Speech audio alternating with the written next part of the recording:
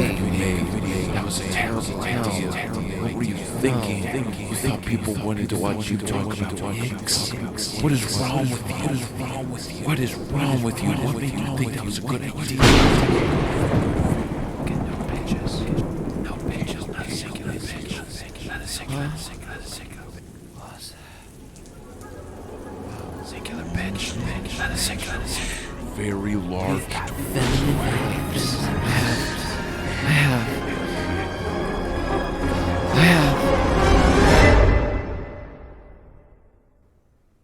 I have an idea.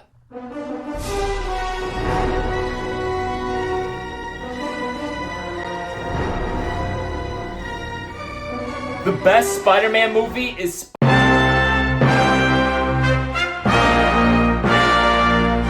Spider-Man movies have come before it, and Spider-Man movies have come after it. But in the space-time continuum, no Spider-Man movie, show, action figure, video game, whatever it is, can truly put you on the same ride as this movie right here. Let's say these movies are like cars, okay? Oh, you like Tom Holland? Oh, you like A Little Far From Home? Oh, such a good movie. Oh, that's kind of like a red Corolla. The Amazing Spider-Man. Oh man, Peter and Gwen Stacy. Oh, they're so cute and they're so pretty. They're kind of like a green punch buggy. Oh yeah, well Spider-Man 3 is a Red Bull mini car with the brakes cut off, heading towards downtown, blaring yeet, and not knowing where the hell it's going at all. I want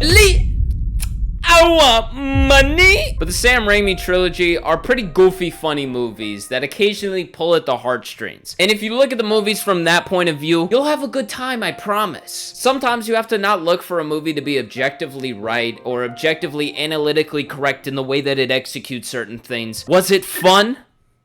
Did you have a good time? Then I guess it was a good movie. These movies are absolutely and utterly ridiculous. But think about how many quotables you get from these movies. Go! Pizza time. I missed the part where that's my problem. I surrender. Oh boy.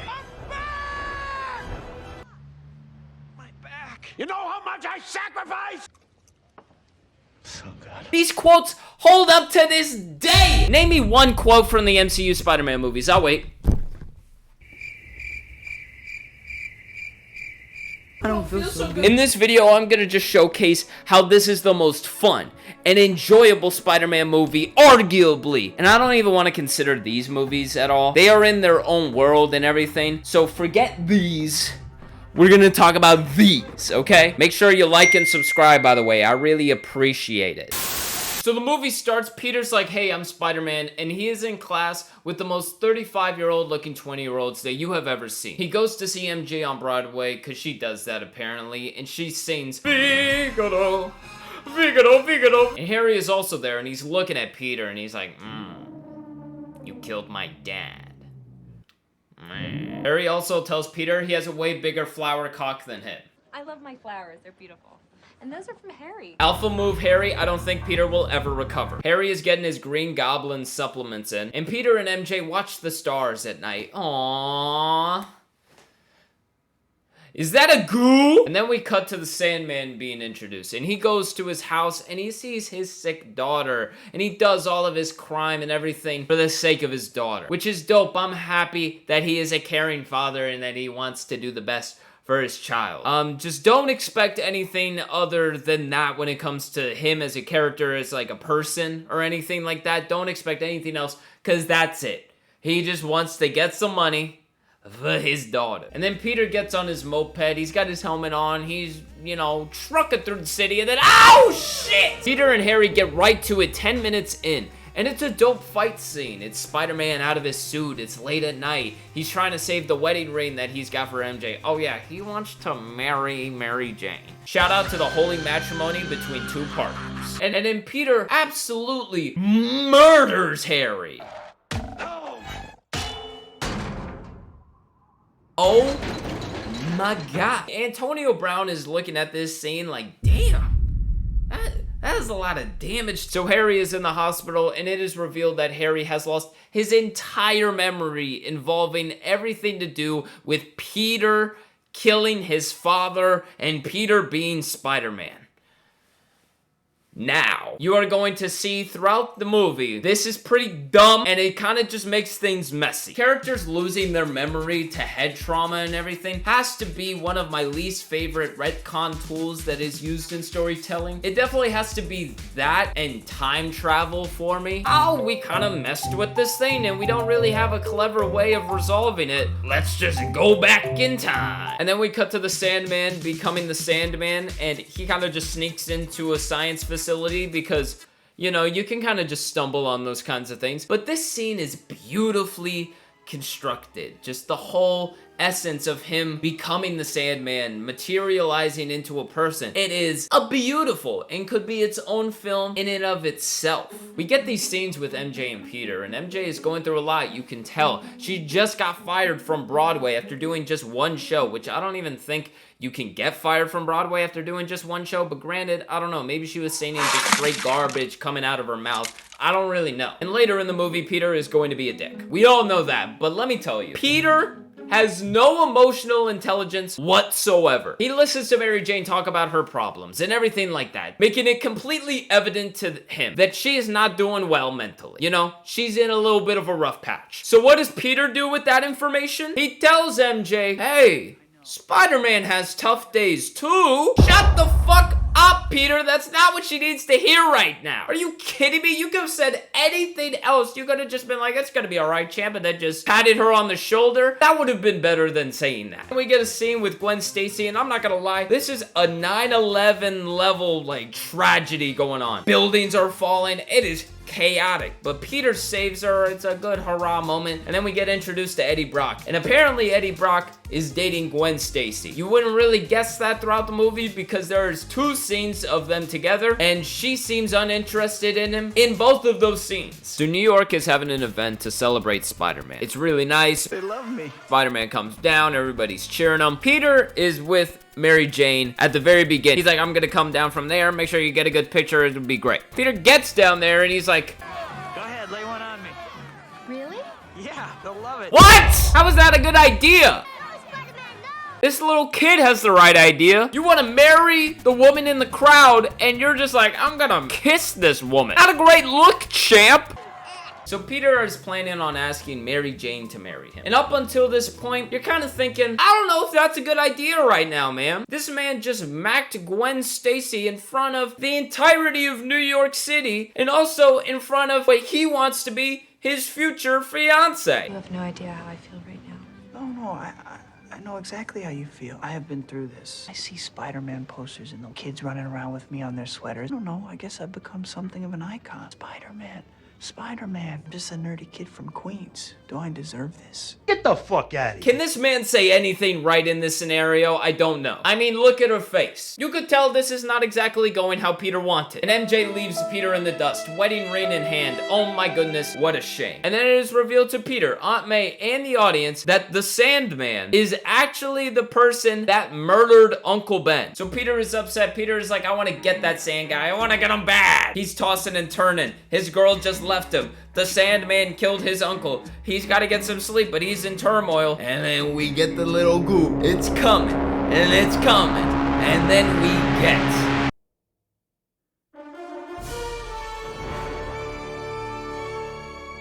Oh my, what a scene. What a scene. Oh my goodness. Oh my goodness. The score, the zoom out. Oh my good, the suits. Look at that suit. The best looking suit that I've personally laid my 2 eyes on. If on my wedding day I could walk down the aisle with my betrothed in the black Spider-Man 3 suit, I would. And yes, I do, until death do us part.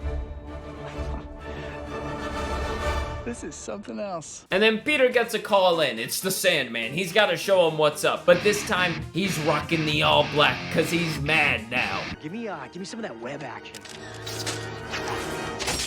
See you, chump.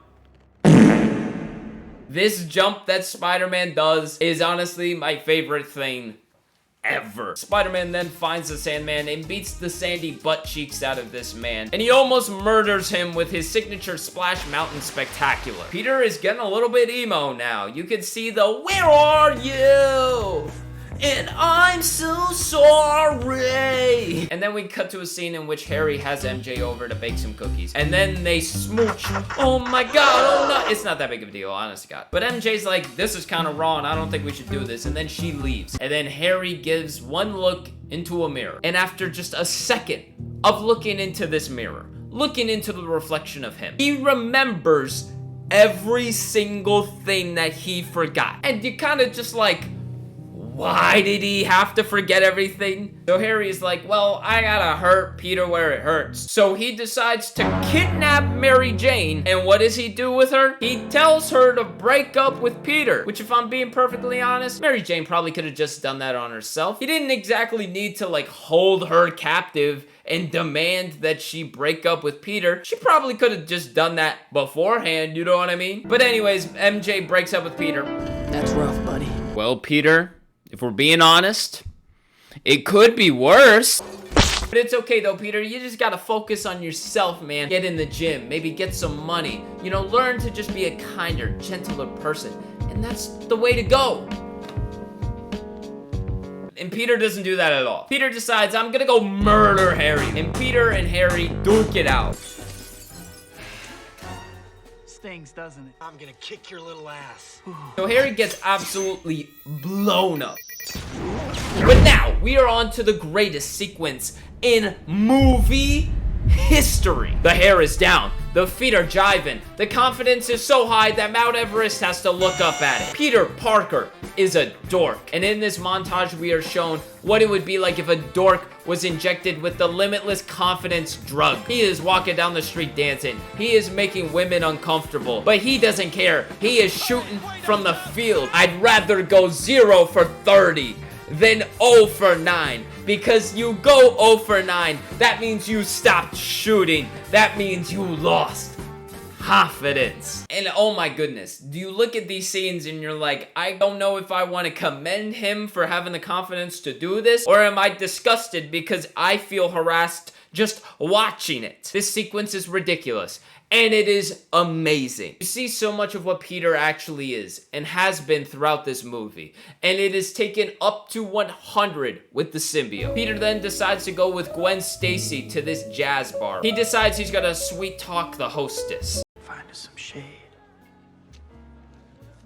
Thanks, Hot Mix. 762, we got a 401, we got a dangerous, horny man on the loose.